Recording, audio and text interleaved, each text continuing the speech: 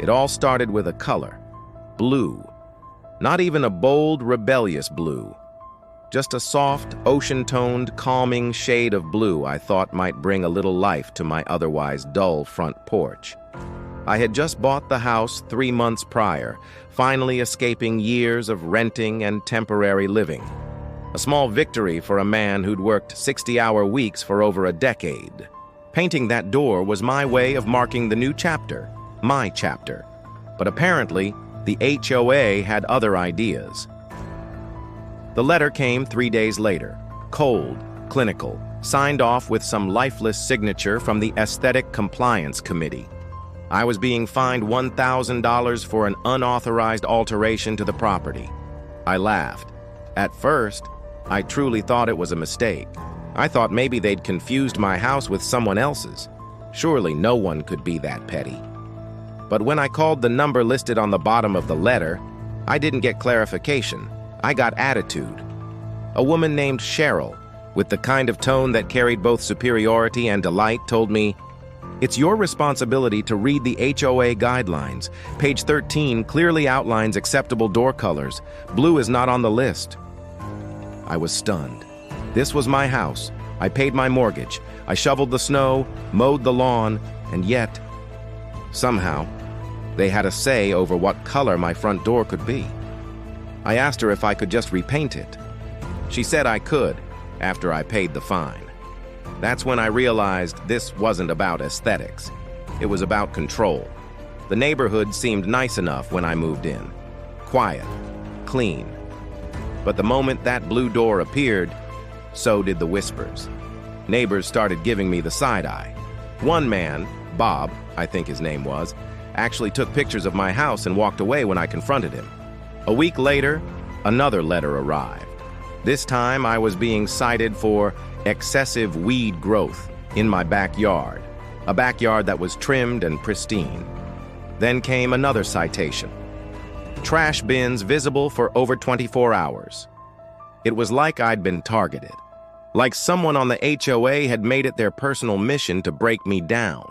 And every fine, every warning, every accusation came with the same signature at the bottom, Cheryl L.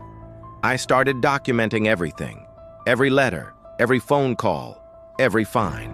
I installed a Ring camera, set up a time-stamped log. I even recorded a conversation with Cheryl where she chuckled and said, "If you don't like the rules, maybe this neighborhood isn't the right fit for you." That one sentence lit a fuse inside me I didn't even know existed. This wasn't just about a door anymore. It was about power, about who gets to say what's right and wrong, and how far someone is willing to go to protect their little kingdom. Then one night, everything changed. I was out of town for work, and when I got back, the front door had been repainted.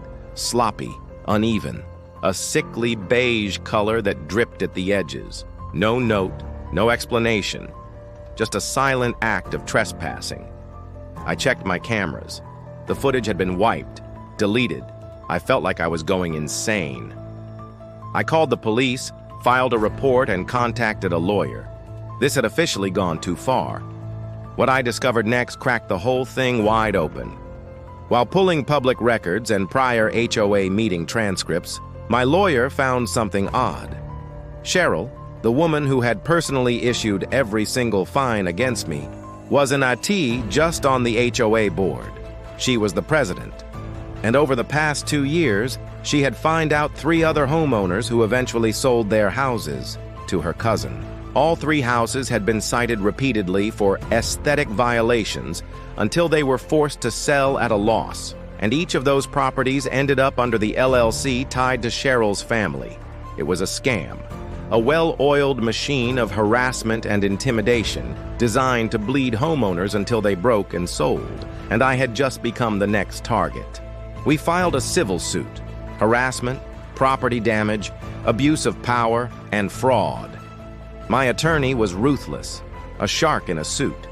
He uncovered emails between Cheryl and another board member that openly discussed making the blue door guy crack. We subpoenaed HOA records, phone logs, even security footage from neighboring homes that showed Cheryl standing on my porch the night my door was repainted. The HOA's lawyer tried to settle quietly, offered to waive all fines, repaint the door. Word spread fast. Other homeowners began coming forward. Stories poured in about intimidation tactics, mysteriously deleted surveillance, trumped-up violations, and fines issued just before foreclosure deadlines. It wasn't a neighborhood, it was a hostage situation in suburbia. The case went to trial. Local news picked it up, then national. The courtroom was packed on the final day. Cheryl sat stiffly in her blazer, expressionless, as her own words were read aloud to the jury. The final blow came from one of her former board members, who flipped sides and testified that she had personally witnessed Cheryl planning the door repainting and targeting me as a good test run. The jury deliberated for less than 3 hours. I was awarded $200,000 in damages, $50,000 for emotional distress, $75,000 for property violations and legal costs, and $75,000 in punitive damages for malicious intent. The court also ordered Cheryl removed from the HOA board permanently and opened an investigation into the LLC property acquisitions connected to her family. That was just the beginning. 2 months later, I watched from my porch, now with a freshly repainted, proudly blue door, as Cheryl's house was listed for sale. And the best part? I bought it. Yeah, I bought her house at auction. I didn't even need to move in and just wanted to prove a point. I donated it to a local veterans housing charity. Because some fights aren't just about money. Some are about making sure people like Cheryl don't get to keep writing the rules. So if you're ever told your door is too blue, maybe it's time to open it wide and walk right into war.